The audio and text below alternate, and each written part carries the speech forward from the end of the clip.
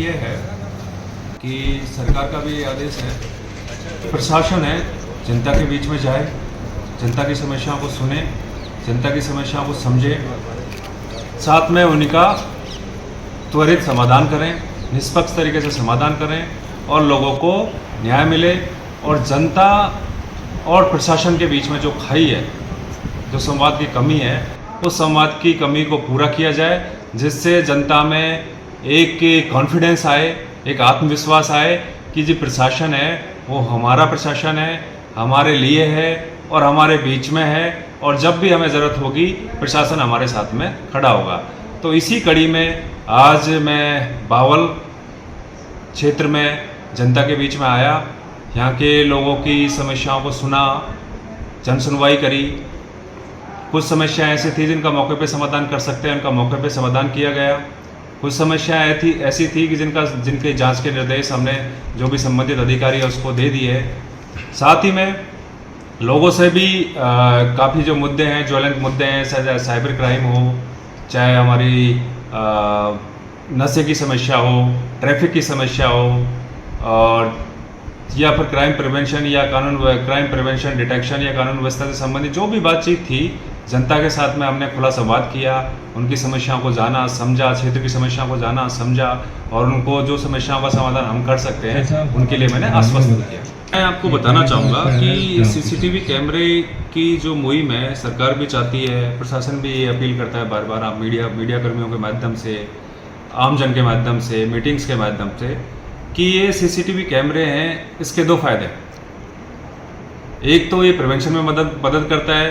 कि इसका एक डर रहता है कि आप सीसीटीवी कैमरे की निगरानी में हो, जिससे कोई अपराधी कोई घटना करने से या कोई वारदात करने से पहले उसको दिमाग में डर रहता है। दूसरा, यदि कोई वारदात हो जाती है तो उसका खुलासा करने में, उसको डिटेक्ट करने में हमारी मदद करता है। तो ऐसे में मेरी आप लोगों के माध्यम से, आमजन से यही अपील है कि ज़्यादा से ज़्यादा संख्या में, क्योंकि पुलिस की एक स्ट्रेंथ है सीसीटीवी कैमरा, तो ज़्यादा से ज़्यादा संख्या में गांव में, गलियों में, वार्डों में, कस्बों में सीसीटीवी कैमरे लगवाएं, अच्छी क्वालिटी के कैमरे लगवाएं। बाकी रही बात, जैसा आपने बताया है कि ऐसी कुछ छोटी छोटी समस्याएं आ जाती हैं इन सब मुद्दों को लेके, तो इसमें हमने पुलिस को हिदायत दे दी है कि इस प्रकार की आमजन को कोई असुविधा नहीं होनी चाहिए और ऐसी कोई बात आती है तो उसका समाधान हम तुरंत प्रभाव से करेंगे। उसके लिए आज भी हमने लोगों से अपील करी है, साथ में हम प्रशासन से भी बातचीत करेंगे, मार्केट कमेटी है या हमारी जो नगर पालिका है उनसे बातचीत करके इनको दुरुस्त कराया जाएगा। बाकी जितने से ज़्यादा सरपंचों से भी अपील की गई है कि ज़्यादा से ज़्यादा संख्या में प्राइवेट आदमी हैं वो कैमरे लगवाएं। देखिए कि हमने जो चालान की जो व्यवस्था थी, जैसा आप बता रहे हैं, तो चालान की व्यवस्था अभी भी चालू है, एक्टिव है, और लास्ट महीने में भी हमने अच्छे चालान किए हैं, उससे पिछले महीने में हमने चालान किए हैं। लेकिन मैं आप लोगों के माध्यम से ये बताना चाहूँगा कि जो हम चालान कर रहे हैं वो हम पुलिस आमजन को परेशान करने के लिए या आमजन को असुविधा पैदा करने के लिए या रेवेन्यू कलेक्शन के लिए हम चालान नहीं कर रहे हैं। हमारा चालान करने का मकसद केवल एक ही है, वो क्राइम एंगल से केवल हम 4-5 कैटेगरी के ही चालान हम जैसे कर रहे हैं, जिसमें विदाउट नंबर प्लेट गाड़ियाँ हैं, हाई सिक्योरिटी नंबर प्लेट गाड़ी है, ब्लैक फिल्म हो गया, यदि हाईवे पे यदि हम एक्सीडेंट के पॉइंट ऑफ व्यू से देखें तो हम लैंड ड्राइविंग के चालान कर रहे हैं। तो हम ना सीट बेल्ट का चालान कर रहे हैं, ना हम हेलमेट का चालान कर रहे हैं। और हमने साथ ही में मैंने हमारे जो पुलिसकर्मी हैं उनको हिदायत दी है कि जिस गाड़ी में महिला हैं, बच्चे हैं, बुजुर्ग आदमी हैं, उनको नाजायज चेकिंग के नाम पर किसी को तंग ना करें। इसलिए मैंने डीएसपी और एसएचओ को अभी इंस्ट्रक्शन दिए हैं कि ऐसे हॉटस्पॉट हैं हम उनको आइडेंटिफाई करेंगे और जहां भी ये समस्या आप बता रहे हैं उनको एक बार एग्जामिन कर लेंगे और उस हिसाब से हम उसकी कार्रवाई सुनिश्चित करेंगे। तो उस जो समस्या, नशे की समस्या की यदि हम बात करें तो उसके लिए रेवाड़ी में एक नशा मुक्ति टीम हमने बनाई है, 6 लोगों की टीम बनाई है, जिसमें एक इंस्पेक्टर है, वो उसको इंचार्ज हैं,